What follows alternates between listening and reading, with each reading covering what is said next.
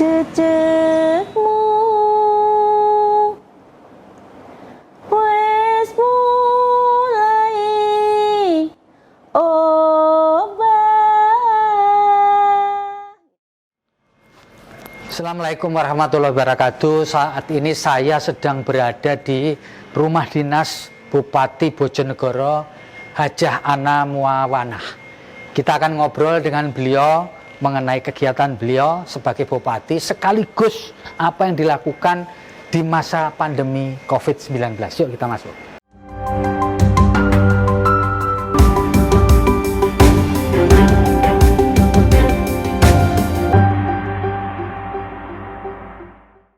Ana Muawanah adalah politisi PKB yang menjabat sebagai Bupati Bojonegoro periode 2018-2023. Bupati Ana dan wakilnya Budi Irawanto dilantik oleh Gubernur Jatim Soekarwo di Gedung Geraha di Surabaya pada Senin 24 September 2018. Dalam kurun waktu 12 bulan, keduanya ingin menjadikan Bojonegoro sebagai sumber ekonomi kerakyatan, sosial budaya lokal untuk terwujudnya masyarakat yang beriman, sejahtera, dan berdaya saing. Sebelum memimpin Kabupaten Bojonegoro, Ana menjabat sebagai anggota DPR RI 2004 hingga 2018. Sejak 2004, periode pertama Ana terpilih sebagai anggota DPR RI, ia ditugaskan di Komisi 11 yang membidangi keuangan dan perbankan. Karenanya, Ana termasuk di antara legislator PKB yang memiliki pemahaman kebijakan fiskal. Pengalaman lain di bidang legislasi, lulusan Pascasarjana Universitas Trisakti ini pernah menjadi Wakil Ketua Komisi 4 DPR RI pada periode 2009 hingga 2014. Ana juga aktif dalam memperjuangkan kesejahteraan perempuan. Pada periode ketiga, yaitu 2014 hingga 2019, Ana ditugaskan kembali di Komisi 11. Namun, di bulan Juli 2016 dipindahkan bertugas di Komisi 1 DPR RI hingga 22 Januari 2018. Assalamualaikum warahmatullahi wabarakatuh. Sekarang saya bersama dengan seorang perempuan hebat, perempuan pertama yang memimpin Kabupaten Bojonegoro di Jawa Timur.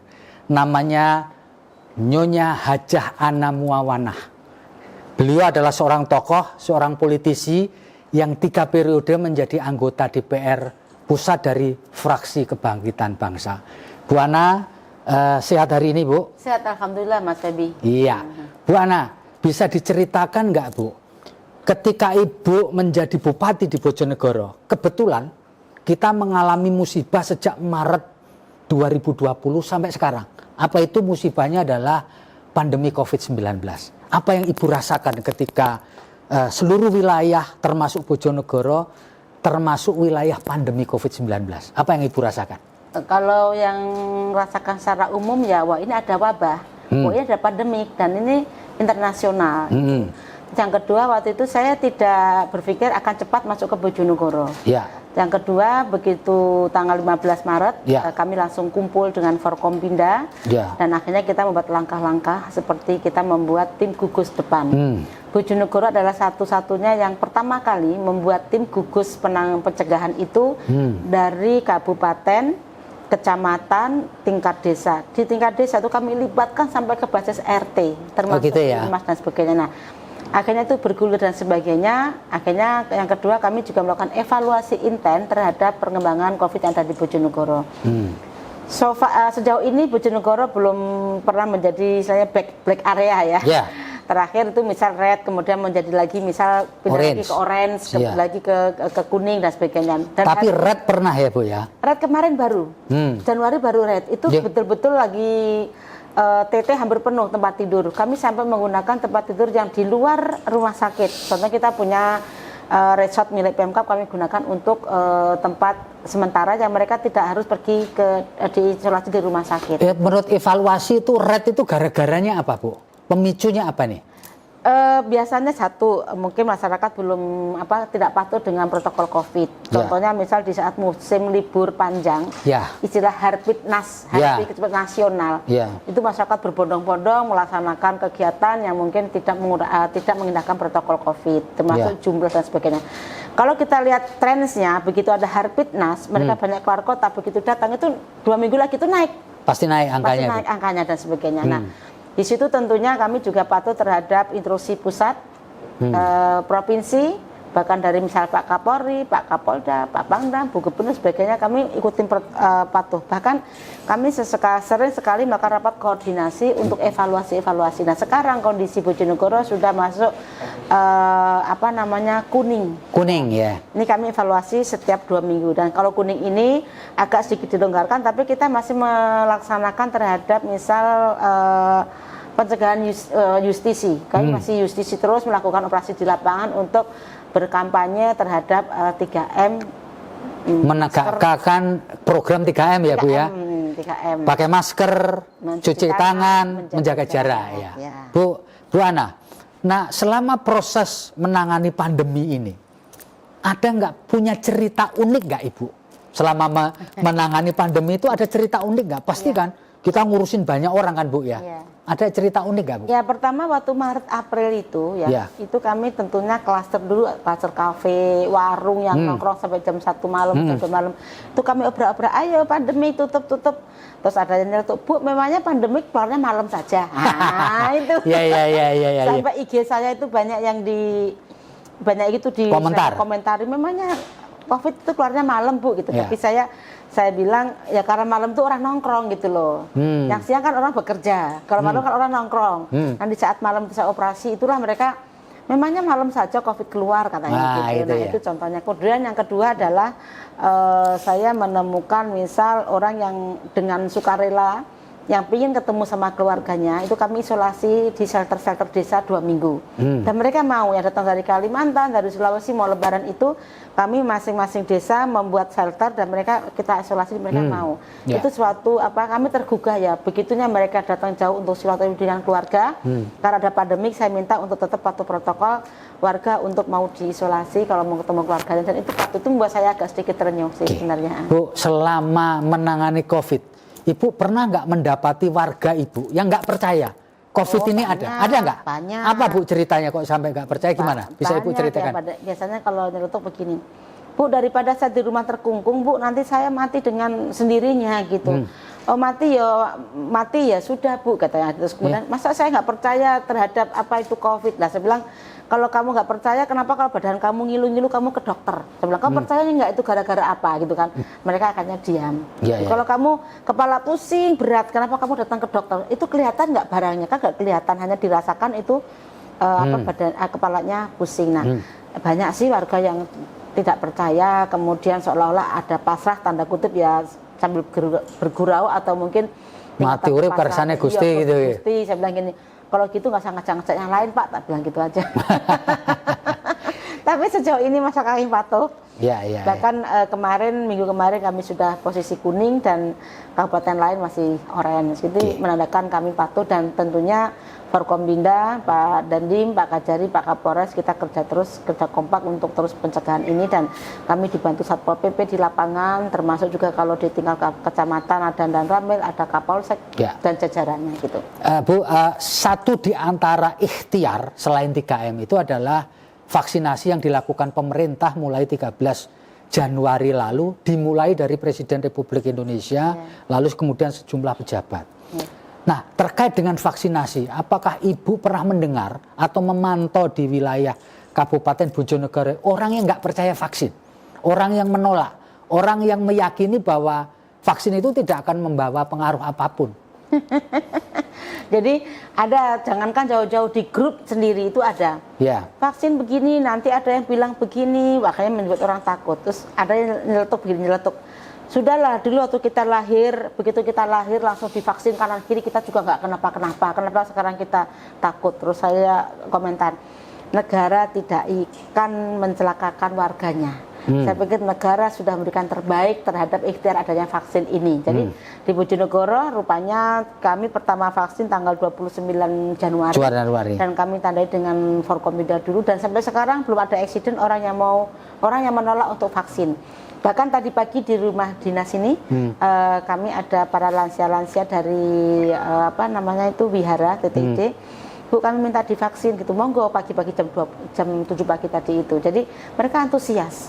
Gelombang 2 ini kan untuk lansia sudah turun, jadi mereka antusias untuk divaksin. So far Bu, apakah ada keluhan mengenai dampak dari vaksin ini di wilayah Kabupaten Bojonegoro yang Ibu terima? Belum pernah ada. Belum pernah ya? Katanya ada yang nanti muala begini, kok nggak ada ya? Belum pernah mendapatkan keluhan. Bahkan hari ini kami sudah menyuntik seluruh tenaga nakes, ya, terus PNS ya, kemudian tenaga guru, karena kita segera akan membuka kelas on class, mengurangi virtual ya. Dan belum ada yang istilahnya eksiden karena mereka disuntik, kemudian mereka bagaimana, belum pernah ada. Pandemi ini sekarang berulang tahun, ya, ya orang lah setahun ya. Pas 5 hari lagi. Ya, ya. Nah, selama 1 tahun ini Bu, apa yang berubah dalam diri Ibu? Secara pribadi maupun sebagai pejabat. Tentu ini akan ada perubahan. Yang namanya COVID itu mengubah segalanya. Nah, pertanyaan saya, apa yang berubah dalam diri Ibu selama masa pandemi COVID-19? Oh ya, kita banyak refleks, jadi tiba-tiba sambil jalan ada hand sanitizer gitu langsung ngambil gitu. Terus tiba-tiba terasa tadi habis pakai apa langsung nyari keran. Terus tiba-tiba kayak tadi ini Mas, kita tadi pakai masker kan. Padahal saya sudah 2 kali disuntik ya. Mau ada tamu saya langsung bermasker. Even hari ini kita lepas karena kita sedang diskusi ya. Tapi ini membuat kita refleks untuk segera mengambil masker, cuci tangan, dan mengambil apa ini namanya hand sanitizer. Berikutnya adalah mengurangi kerumunan. Kadang-kadang bergerombol nggak sengaja langsung kita tuh mundur gitu loh, step ke belakang, ada gerombolan orang dan sebagainya. Nah itu menurut saya merubah cara pandang, termasuk kita sekarang jarang ya acara malam-malam. Jam 9 sudah pada siap-siap untuk istirahat, katanya menjaga imun. Tetapi yang saya rasakan adalah setelah saya vaksin 2 kali ini ya, itu membuat percaya diri. Dan kalau percaya diri otomatis menaikkan imun. Menaikkan imun ya. Itu jadi menurut saya itu refleks ya untuk hidup sehat, menjaga jarak, kemudian mengurangi kerumunan. Kemudian kita berusaha langsung ambil masker jika akan ada ketemu seseorang, khawatir nanti ada apa-apa gitu. Apakah Ibu juga berubah asupannya? Mungkin ada orang yang dulu nggak suka minum jamu, jadi minum jamu. Dulu nggak pernah perhatian soal minum vitamin, sekarang minum vitamin. Dulu nggak pernah memilih-milih makanan, sekarang memilih makanan. Apakah itu juga Ibu lakukan juga? Ya kalau itu kebetulan saya memang dari dulu mengurangi makanan yang istilahnya banyak minyak. Jadi kalau pagi itu biasanya saya cukup dengan rebusan pisang, singkong, kadang-kadang labu dan sebagainya. Jadi kemudian kalau makanan yang ber-MSG saya sudah lama memang tidak lagi mengonsumsi sudah MSG. Lama saya. Jadi micin itu udah, bahasa saya micin itu sudah lama tidak ada. Terus kemudian akhir-akhir ini kami rasa digoreng tapi bukan menggunakan penggorengan tapi nggak gunakan minyak. Nah, kayak itu seperti itu lah. Kemudian soal vitamin itu juga kondisional. Biasanya kalau mau malam itu suka minum, tapi saya lebih banyak minum air putih sih memang. Gitu ya. Dari dulu saya banyak air putih. Saya sehari mungkin antara 2,5 sampai 3 liter. Dan saya memang tidak minum. Menghindari gula juga enggak? Gula dari dulu nggak begitu suka memang. Oh gitu ya Bu, karena Ibu sudah manis sekali. Saya sudah manis sekali. Saya duduk dengan Mas Fabi lebih manis lagi. Saya dari dulu nggak suka gula memang. Jarang sekali lah, kalau sesekali Bu, tapi jarang banget minum gula. Iya, Bu, selama 2 tahun ya, Ibu memimpin wilayah ini. Kebetulan Ibu seorang perempuan. Apa yang Ibu rasakan selama 2 tahun sebagai seorang perempuan pertama yang memimpin kabupaten yang wilayahnya cukup luas, tentu dengan berbagai macam dinamikanya. Apa yang Ibu rasakan? Rasakan dan yang saya lakukan barangkali ya. Ya tentunya pengalaman saya dulu di Dewan. Jadi saya merencanakan agak matang sama teman-teman gitu ya. OPD. Dan dalam 2 tahun ini kami sudah banyak menyelesaikan banyak infrastruktur, infrastruktur lintas kabupaten termasuk lintas antar kabupaten. Jadi kami merencanakan dengan matang. Kemudian yang saya lakukan juga memperbaiki misal keindahan tata kota. tata kota. Oh itu ya. Nah ini sekarang 2021 kami sudah memperbaiki beberapa tempat, nanti ini kami lanjutkan. Contohnya misal hal yang kecil saja, kami terus berkampanyekan untuk ngurangin sampah. Makanya di Bojonegoro ini kayaknya sudah hampir sampah berserakan jarang ada. Kalaupun ada itu orang iseng, tahu nggak Mas Rasul? Orang pergi terus buang sampah bruk, sampah baru kan itu. Itu saya pikir itu orang iseng aja buang sampah, tapi yang sampah saya bertimbun-timbun itu hampir nggak ada di sini. Itu caranya bagaimana Bu, mengelola supaya tidak ada sampah yang bertimbun? Kalau toh ada itu orang iseng buang begitu. Gimana Ibu memanagenya ini? Ya saya pertama ada sumber daya manusia untuk yang membersihkan pagi sampai sore. Yang kedua kami di sini juga hampir 3 bulan yang lalu kami terus setiap pagi weekend itu saya turun ke masing-masing got kerja bakti dengan warga dan itu menggugah mereka untuk ikut terlibat di dalam kebersihan itu. Jadi dari bulan Agustus sampai Januari sampai Desember kemarin kalau nggak salah saya terus melaksanakan kerja bakti untuk pembersihan got-got, termasuk taman-taman yang pada rusak kita perbaiki. Jadi sampah, taman-taman, keindahan kota, apalagi Bu? Sanitasi ya? Drainase lah, maaf, drainase yang di kota. Drainase ya. Drainase yang di kota ini mungkin beberapa jalan yang protokol sudah kami perbaiki seperti Pangsut, seperti di Ponorogo ini sudah mulai rapi. Nanti tahun 2021 kami lanjutkan. Nah, kendala satu misal di saat kami ingin menertibkan PKL, itu mereka biasanya ibu nggak memikirkan warga menengah ke bawah. Bilang gini, kuncinya gampang. Pertama Pemkab menyiapkan tempat untuk relokasi. Kedua, jangan ada yang melanggar kembali ke tempat itu lagi. Gitu loh Mas, kalau mereka kembali maka yang lain tidak laku. Tapi kalau mereka tidak kembali ke tempat yang tadinya sudah ditetapkan, mereka artinya pembeli akan mencari tempat itu ada di mana orang penjual.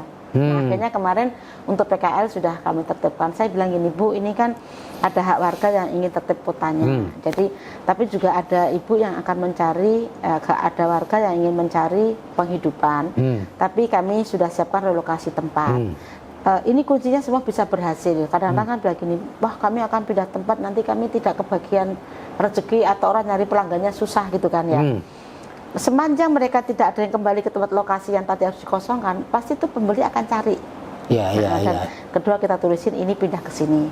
Nah itu salah satu kendala untuk tata kota itu soal PKL dan juga drainase, termasuk ya mungkin karena dulu sudah terlanjur pohonnya besar-besar dan akarnya kuat-kuat, itu kami perbaiki semuanya. Permajaan pohon yang banyak sekarang di sini. Ibu pernah berpengalaman 3 periode menjadi anggota parlemen di Jakarta, artinya di DPRD. Dan sebagian besar waktu Ibu adalah ngurusi bidang finance atau keuangan. Bahkan Ibu juga tercatat pernah menjadi anggota Pansus Bank Senturi kalau nggak salah. Masa lalu masih diingat, 2009. Ya, kan bagaimanapun portofolio masih ada. Itu ada gunanya nggak sih Bu? Pengalaman Ibu terutama di bidang keuangan, ya, terutama masalah-masalah manajemen keuangan dengan tugas Ibu sekarang sebagai kepala daerah. Sangat membantu. Di mana itu Bu? Sangat membantu ya di dalam perencanaan, di dalam analisa anggaran, di dalam money follow function dan sebagainya itu kami sangat membantu. Itu pertama. Kedua juga teman-teman saya banyak di kementerian. Nah ini membuat juga jaringan saya lebih mudah. Jadi kalau saya ada, misal kami contohnya misal kami mengajukan soal apa, soal pelebaran jalan dan sebagainya, atau soal misal status lahan, atau misal soal apa lagi ya, itu kami berkirim surat, kami komunikasi dengan bisa-bisa Pak. Karena sudah pernah kenal sebelumnya mitra kerja antara pemerintah dengan DPR ya Bu. Jadi sangat sekali kami terbantu baik secara analisa anggaran, terus kemudian perencanaan budget dan juga termasuk untuk penaikan PAD ya, perundang-undangan soal retribusi daerah dan sebagainya.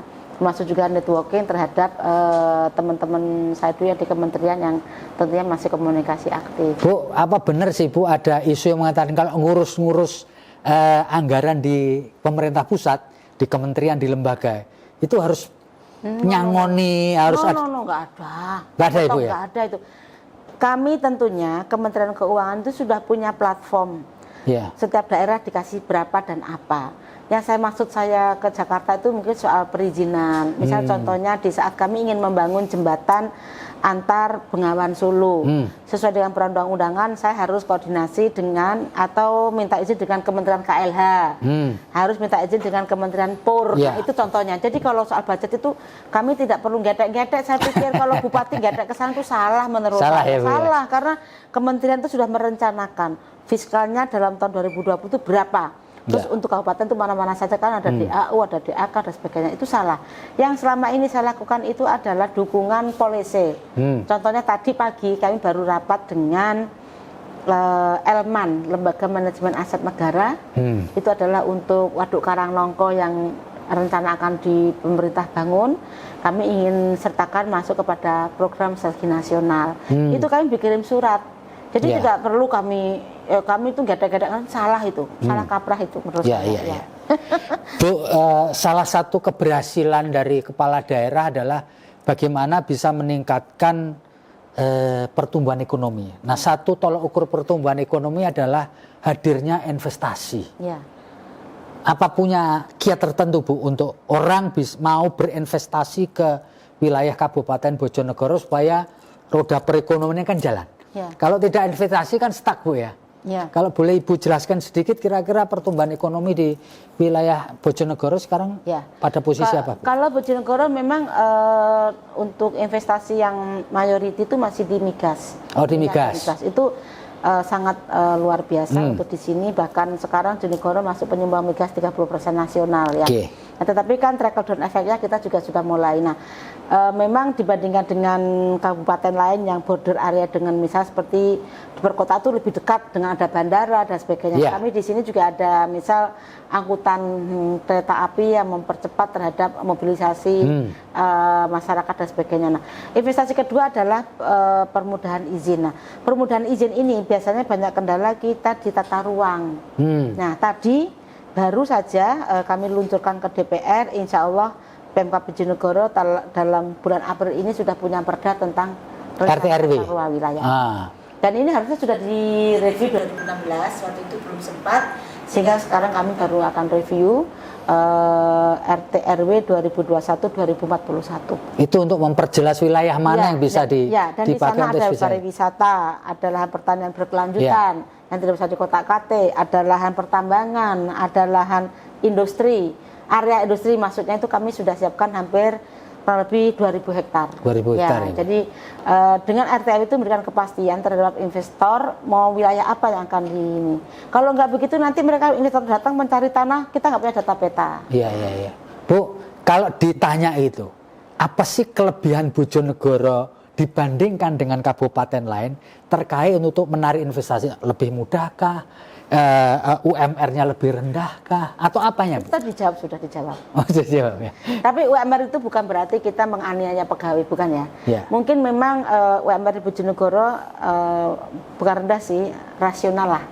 Rasional ya.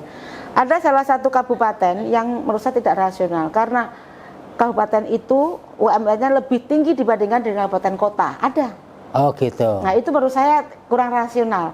Nah kalau di Bojonegoro ini rasional. Tentunya Bojonegoro dengan Surabaya misal tentunya lebih rendah di Bojonegoro. Ini akan saya cari kesempatan. Jadi mungkin mereka di sini nanti mungkin banyak perumahan. Jadi dengan asas kereta api yang sangat mudah ini, mereka mungkin kerja di Surabaya, dia tinggalnya di Bojonegoro. Kan nggak ada masalah kan, di sana kerjanya belanjanya di sini bagus lagi toh lama. Nah kan gitu. Nah ini banyak perubahan karena kereta api nanti akan kita yang 1,5 jam kok. 1,5 jam ya. Jadi kalau mereka berangkat jam 6, setengah 8 mereka sampai jam masuk kantor, pulang jam 4, sampai setengah 6 sudah selesai. Sama dengan Jakarta Bogor mungkin lebih jauh itu dibandingkan dengan apa yang Jakarta Bogor 2 jam Bu kalau naik. 2 jam. Kalau nggak macet, kalau macet bisa 3 jam kan gitu. Nah, artinya apa? Bojonegoro ini nanti menjadi penopang industri-industri yang ada di wilayah perkotaan. Nah, maka kami kemarin juga di dalam RT/RW kami sisir untuk wilayah pemukiman. Itu kami di beberapa titik kami persiapkan. Bu, RT/RW terakhir sebelum diperbarui ini tahun berapa? 2011 berarti 10 tahun yang lalu berarti? Oh, 11 tahun yang lalu toh. 11 tahun yang lalu. Ya 10 ya? 10 karena ini 2021 ya. apa Bu waktu itu motivasinya untuk memperbaharui RT RW itu apa? Ya. Motivasi utamanya apa? Pertama adalah saya regulasi dulu. Regulasinya itu kita diperbolehkan mereview paling lambat 5 tahun. Oh gitu ya. Maka saya katakan 11 sampai 5 tahun kan 2016, tapi nggak dilaksanakan kan? Nggak dilaksanakan. Nah, kedua hal yang melatar belakangi terhadap perubahan RT RW adalah bagaimana Pemkab Bojonegoro mempunyai data peta, mempunyai data guna ya terhadap lahan yang ada di Bojonegoro. Karena tanpa RT RW itu tentunya investor juga akan sulit mencari tempat yang sesuai. Nah, contohnya kemarin di saat kami kedatangan investor dari luar soal misal peternakan di bidang telur ayam gitu, kami sudah tinggal buka data peta, oh ya sudah, ini sudah ada daerah yang bisa digunakan investasi di ayam petelur dan sebagainya. Aja sih. Di sini ada juga industri padat karya, seperti pabrik ada di sini, pabrik sepatu ada di sini juga. Pabrik rokok tentunya. Ya, Ibu kebetulan Ibu juga seorang politisi dari Fakti Kebangkitan Bangsa ya Bu ya. Ada gunanya nggak sih Ibu? Anda seorang kepala daerah sekaligus politisi itu memberi manfaat atau sebaliknya Bu? Sebenarnya kepala daerah itu pejabat politik. Ya betul. Pejabat publik. Betul, tapi kan tidak pejabat publik, pejabat politik juga. Gitu kan, pejabat publik kan. Artinya jabatan politis lebih tepatnya. Jabatan politis. Ya. Jabatan politis saya pikir lebih bagus itu. Ya. Gitu. Bukan sebaliknya ya. Nanti yang diutamakan orang-orang dari partainya doang. Wah, gitu itu ya? dicek aja nanti. Ya dicek saja. Misal di Bojonegoro 1,4 juta orang. Ya. Terus saya membangun jalan, yang bukan partaiku nggak boleh lewat ya, digebukin orang. Ya nggak mungkin. Jadi justru politik itu menurut saya adalah politik itu media pelayanan dan pengabdian. Itu moto saya itu. Jadi politik itu media pelayanan dan pengabdian, bukan kebalikan ya. Gitu. Jadi saya pikir menjadi pejabat publik dan pejabat politik atau misal pejabat apa tadi namanya politik ya. Itu sesuatu yang menurut saya saling menunjang, bukan saling mengganggu menurut saya. Gitu ya Bu ya. Iya, kan kita juga perlu kondisivitas, misal kita bicara parlemen di DPR, kita juga perlu kondisivitas kan gitu. Iya. Bu, sepanjang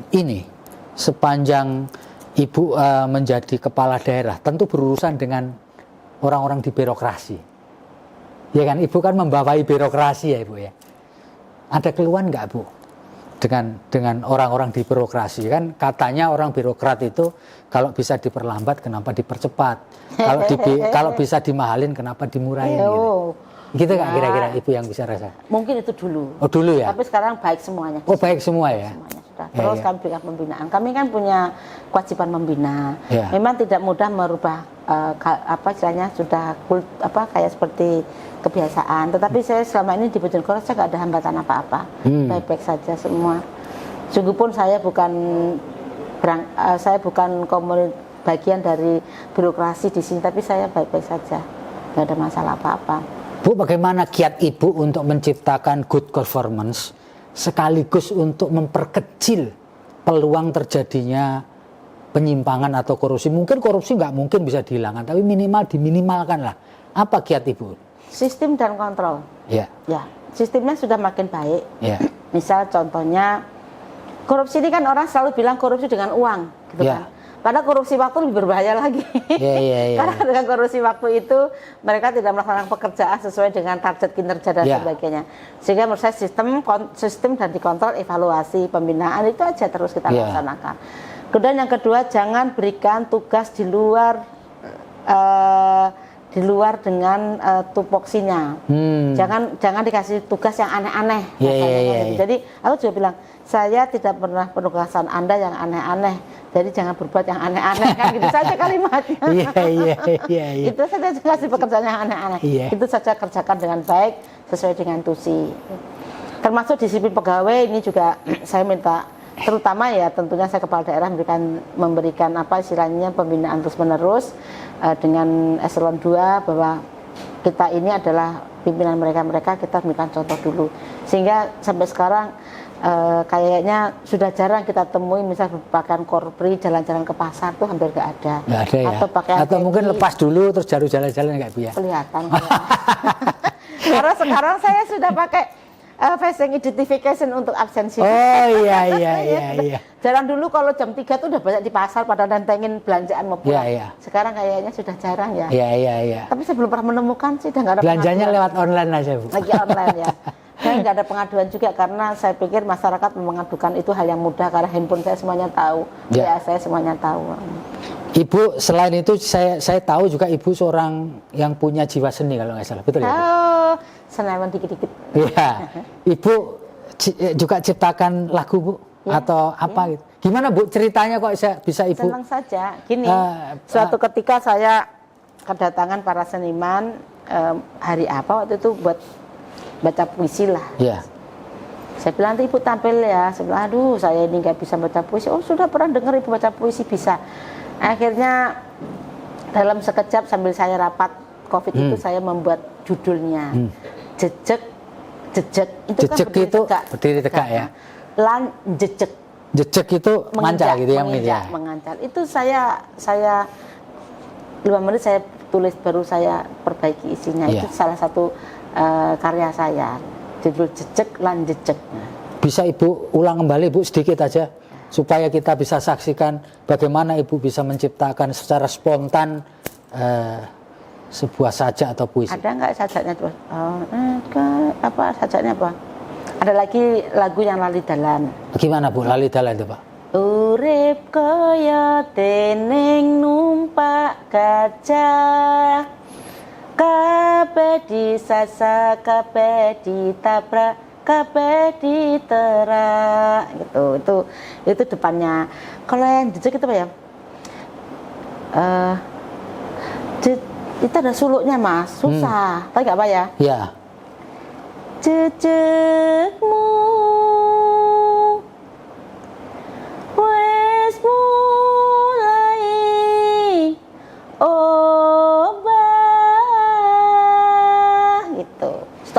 Itu jejekmu sudah mulai obah. Apa maksudnya, Bu?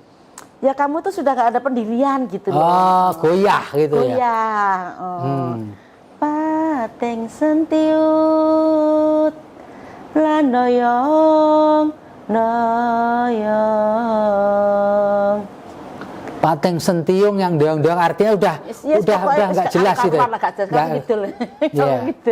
Nah, ketika menciptakan kalimat-kalimat itu, Ibu harus dalam kondisi apa? Dalam kondisi tenang atau dalam kondisi galau atau dalam kondisi apa Ibu sering menciptakan kalimat-kalimat seperti itu? Saya termasuk tipe orang dengan kondisi apapun bisa melakukan refleks. Oh, tidak harus tenang gitu, enggak. Ya. Sambil sibuk pun saya masih bisa ngetik untuk sesuatu.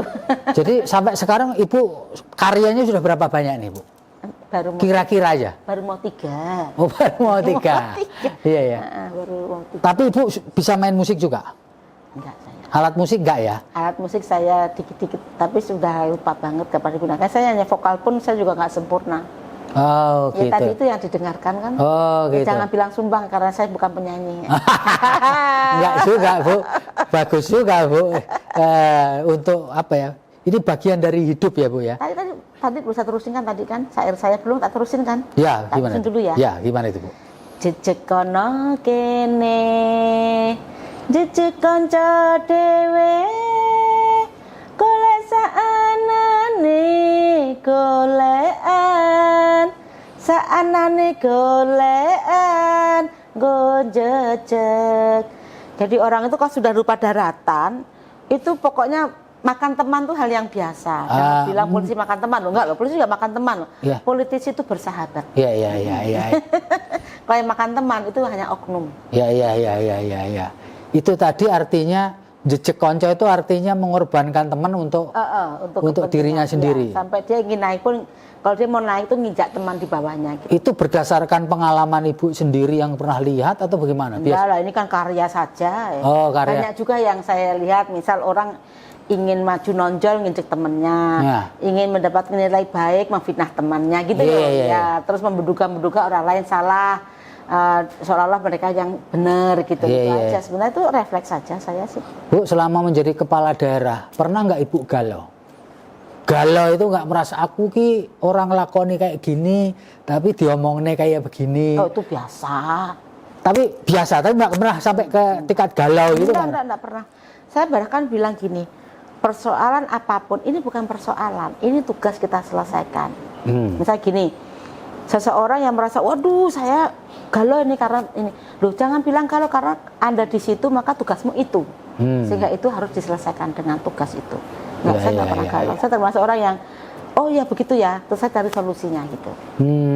Jadi sepanjang ini nggak pernah merasakan galau sampai merasa orang kok nggak respect sama saya, nggak nyampe gitu Bu ya?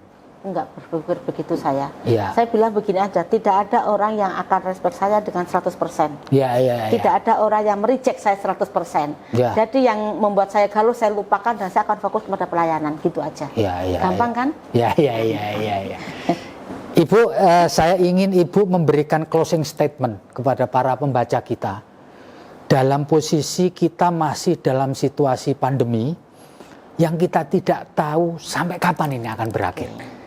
Monggo silakan Bu untuk memberikan closing statement terkait dengan kondisi kita saat ini supaya kuat Bu kita. Baik, assalamualaikum warahmatullahi wabarakatuh. Bagi seluruh warga, bahwa pandemik ini sungguh-sungguh nyata, pandemik ini sungguh-sungguh ada efeknya. Maka dengan hampir 1 tahun masa pandemik ini, kami mengajak semuanya tetap patuhi protokol COVID, 3M, jaga jarak, bermasker dan juga mencuci tangan. Yang kedua, buat pikiran sehappy mungkin. Jadi kalau ada beban berat, menurutnya itu jangan dibuat beban berat, itu adalah bagian dari tugas dan harus diselesaikan. Dan kemudian jaga kesehatan, minum air putih yang banyak, ini juga yang sudah saya lakukan. Mudah-mudahan pandemik ini bisa segera sirna, termasuk moga-moga dengan hidup sehat itu bisa menambah imunitas kita, sehingga virus yang datang bisa kita tolak dari daya tahan tubuh kita sendiri. Dan sekali lagi, sungguh pun kondisi pandemik, kita tidak boleh tidak produktif. Sungguh pun kondisi pandemik, kita terus berinovasi untuk lebih produktif. Sudah. Demikian, terima kasih Ibu Bupati Bojonegoro Hajah Ana Muawanah yang telah bersama-sama dengan kita ngobrol panjang.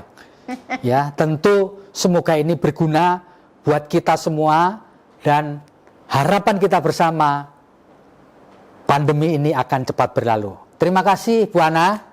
Mas Febi, Sami, makasih. Ya, sukses Ibu untuk tugas-tugas ke depan. Jalan-jalan dulu ke Bojonegoro, dilihat jalan-jalannya semuanya. Ya. Oke, saya Febi Mahendra, pemimpin redaksi Harian Surya, sekaligus Direktur Pemberitaan Tribun Network, mohon diri. Assalamualaikum warahmatullahi wabarakatuh. Salam sehat.